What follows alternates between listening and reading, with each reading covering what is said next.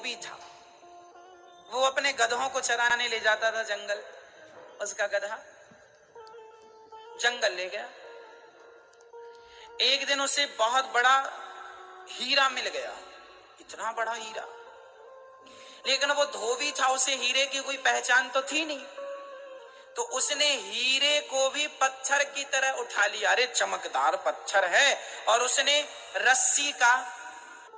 रस्सी से उस हीरे को बांधा और गधे के गले में लटका दिया।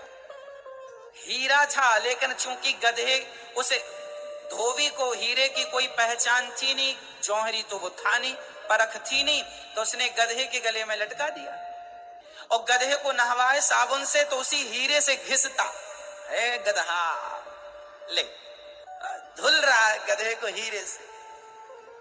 क्यों हो रहा है? क्योंकि उसे उस हीरे की वैल्यू, उसी तरह आपको भी सत्संग की वैल्यू नहीं पता, इसलिए सत्संग में आकर भी कोई कुछ कर रहा है, कोई कुछ कर रहा है। चलो अभी बात पूरी नहीं हुई, आगे भी है, सुनो। वहां से एक जौहरी निकला। जौहरी की नजर हीरे पर पड़ी। अरे उसने तो कहा बड़ा बेशकीमती हीरा है। कहो धोबी। अब जौहरी को लगा यदि मैं कह दूंगा हीरा तो धोबी अभी इसकी कीमत बढ़ा देगा।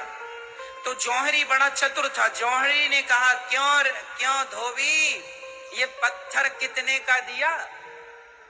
उसने ये नहीं कहा हीरा कितने का दिया। हीरा कह देता तो अभी दाम आसमान में चले जाते। धोबी ने कहा भैया पत्थर क्यों खरीदना है तुम्हें, जंगल जाओ, ऐसे ढेर पत्थर पड़े। जौहरी बोला 5 रुपए का हो तो बात कर। धोबी को भी लगा इसका दिमाग खराब है, पत्थर के 5 रुपए दे रहा है। तो धोबी को लगा मैं होशियार हूं, दे दिया, ले 5 रुपए दे। 5 रुपए लिया धोबी तो वहां से गया। अब वो जो जौहरी था उसके हाथ में हीरा आया, पर हीरा आते ही हीरा टूट कर टुकड़े टुकड़े हो गया। तब जौहरी ने मुस्कुरा कर कहा वाह रे हीरा, अभी गधे के गले में थे तब तो तुम टूटे नहीं, और मुझ जैसे जौहरी के पास आए तो टूट गए। तब उस हीरे ने, टूटे हुए हीरे ने कहा भाई जौहरी, गधे के गले में इसलिए नहीं टूटा क्योंकि उस धोबी को पता ही नहीं था कि मेरी कीमत क्या है, वो जानता ही नहीं था कि मेरी वैल्यू क्या है। पर तुम तो जानते थे ना, जौहरी हो, तुम्हें तो पता था कि मेरी कीमत करोड़ों की है, पर तुमने फिर भी मेरी कीमत केवल 5 रुपए आकी। तो तुम जैसे ज्ञानी भी जब मेरी कीमत ये लगाएंगे, मेरी बोली ये लगाएंगे, तुम जैसे समझदार भी, मेरे जानने वाले भी जब मुझे 5 रुपए का आकेंगे तो मैं टूट कर तो टुकड़े टुकड़े हो ही जाऊंगा। इस कथा से मैं आपको ये समझाना चाहता हूं कि अमेरिका के लोग राम राम नहीं जपते, कोई बात नहीं। पाकिस्तान के लोग कृष्ण कृष्ण नहीं जपते, कोई बात नहीं। चाइना के लोग नाम नहीं जपते श्रीमन नारायण, कोई बात नहीं।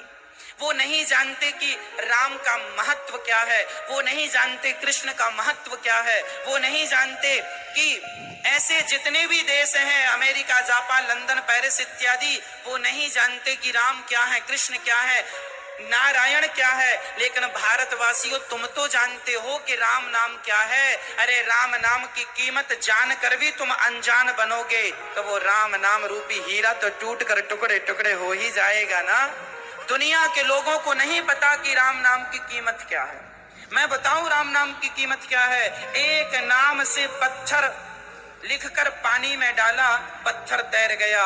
जिस नाम ने पत्थर को नहीं डूबने दिया, वो नाम क्या तुम्हें और हमें डूबने देगा। इस विश्वास से जपना, ये राम ही हमारा हीरा है, कृष्ण नाम ही हमारा हीरा है। इसलिए भारतवासियों, आप भी यदि राम नाम की महिमा को नहीं जानते, कृष्ण नाम को ठुकराते हैं, तो फिर वो राम नाम तो टुकड़े टुकड़े हो ही जाएगा ना। क्योंकि अनजाना आदमी चलो वैल्यू ना करे, समझ में आता है।